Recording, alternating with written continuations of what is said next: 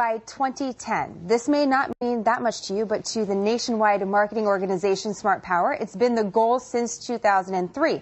SmartPower's mission is to have 20% of the energy supply come from clean, renewable sources like wind, water, and sunlight, of course, by the year 2010. For today's edition of In the Green, we're talking about how to market clean energy with SmartPower President Brian Keane.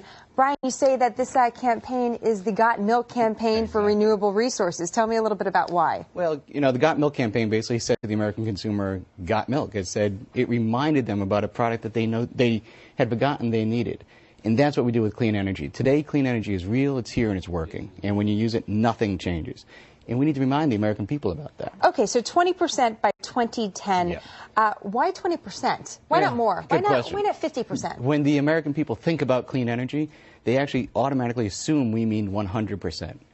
But that's kind of crazy. I wouldn't tell you to put 100% of your stocks in IBM. I wouldn't tell you to buy 100% wind power. That's a good call. But if you did 20%, that's a significant piece of your purchase. It actually really helps the suppliers, it really helps the environment, and it really gives you power. So 20%, like you said, it seems like it would be a couple minor changes. You did a study recently in New England about how consumers feel about renewable energy sources. What did you find in this study? Well, you know, it's fascinating. There are a lot of aha moments in this whole study. And to be sure, everybody knows that clean energy is good for the environment, it's good for public health, and it's even good for national security. They all know that.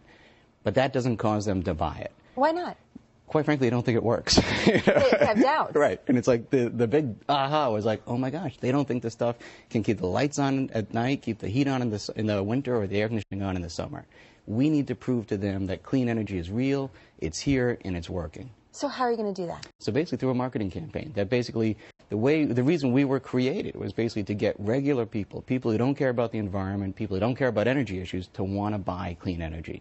So we go to their communities. We go community by community, convincing them and making them realize that when they use it, nothing changes. It's easy to buy, and it doesn't even cost that much money. And there's a real tie to Wall Street here as well, because as we were talking about earlier, big businesses can come in and tell you, listen, in a particular community, we want to launch some products and we need some help about getting the consumers there more aware of the benefits to them. Well, exactly. And, you know, big business is really the engine here on this stuff. That what the American consumer needs to see is clean energy working. And so when they see it working at Walmart, when they see it working at AT&T, this says to them, wow, this stuff really does work. I mean, quite frankly, if Walmart's using it, it must be strong enough to power my own home. And that's why businesses are so important here.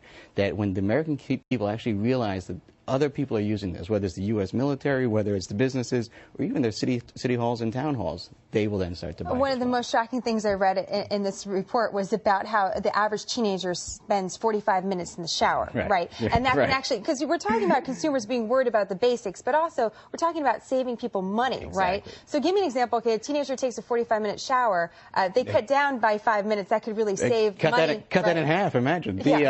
But the best energy we use is the energy we don't use, right? And so in the old days, there was always talk about, well, conserve, you know. And the American consumer, they thought, well, that meant wear a sweater and live in a dark house.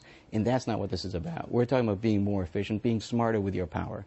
So quite frankly, turn off the lights, you know, take a shorter shower, and you really don't change your lifestyle. What's fascinating, in an American household today, the flat screen TV, tied into the DVD player, tied into the cable box, every time you switch those off with your remote control, they're still on.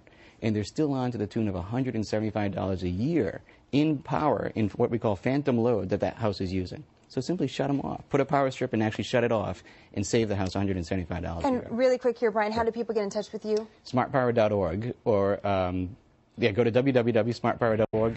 Call us, email us. We want to help you. We want to come to your community and put a marketing campaign in place to get real people to buy clean energy. All right, Brian, really great to have you. Thank you so much. I really appreciate your thoughts today. Great to be here. All right, Money for Breakfast in the Green segment is brought to you by our friends at the